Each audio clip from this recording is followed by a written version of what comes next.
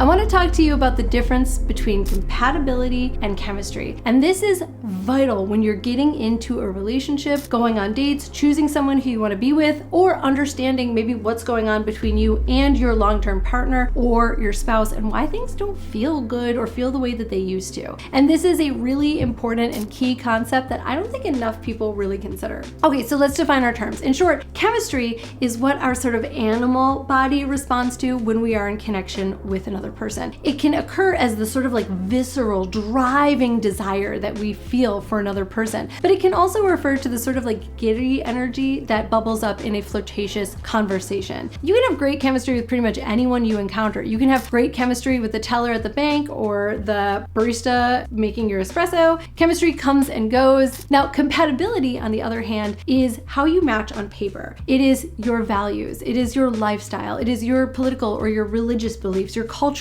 practices. Compatibility is what makes two people, in sort of a very boring sense, work together. So chemistry is alive and in the moment and sizzly and bubbly and visceral and sexy, and compatibility is a lot less sexy, but it's also a lot more important when we think about creating a long-term relationship. Like, I once went on a date with someone where we had a ton of compatibility. We had so many things in common. We're just messaging back and forth on a dating app, but when we got on the date, there wasn't any chemistry. There was just no spark between us. And as much as mentally I knew that we were very compatible and I was interested in being on the date with this person, I wasn't able to actually force any chemistry to exist between us. And there are some things that I think he could have done to like create a little more chemistry with me, but ultimately at the end of the day, there was just no sizzle between us. Now, by comparison, I was in a year-long relationship with someone who I had amazing chemistry with. Like, from the minute that we met, we just like moved together in such a way, like the way that we kissed and the way that we were touching each other and the things that we were doing, that like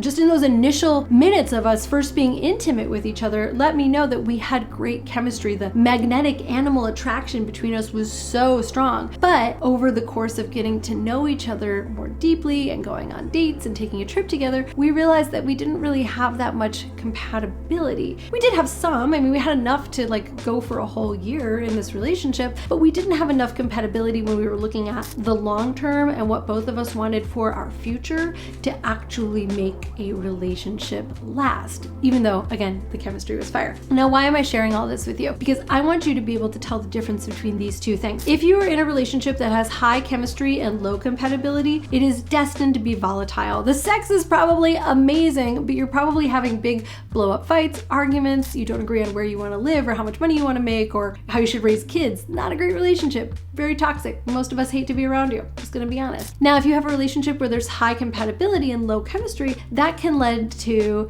dead bedrooms, that can lead to resentment, that can lead to like one person not having their sexual needs met, not having the spark, the sizzle, the jazz. And this often leads to cheating. It can lead to people feeling like they're trapped in a marriage because like maybe they had kids and bought a house together and they're realizing that there's no chemistry and they don't want to live without chemistry. It's also very painful. It's not as externally painful as that toxic relationship, but it is still quite painful for the people in it. What you really want in an ideal relationship is a mix of chemistry and compatibility. There's going to be areas that you're incompatible. One person likes to go to sleep early, one person likes really fancy dinners, and the other person would rather have fancy massages or whatever. Like, you're not going to line up 100% with somebody. That would be kind of bored. But you want to have enough compatibility to sustain a relationship while having enough chemistry between you to keep it interesting and passionate and to keep the spark alive. And if you want my advice or you want to work with a member of my team on creating a relationship that has a magical mixture of both, I offer coaching. Please apply in the description below. I would love to help you to find that right match and make sure that your sexual chemistry and the desire that lives between the two of you is able to burn and sustain that relationship in the long haul beyond just being compatible. I'm Caitlin B, Sex and Relationship Coach. Thank you so much for tuning in and for subscribing, and I will see you here later this week.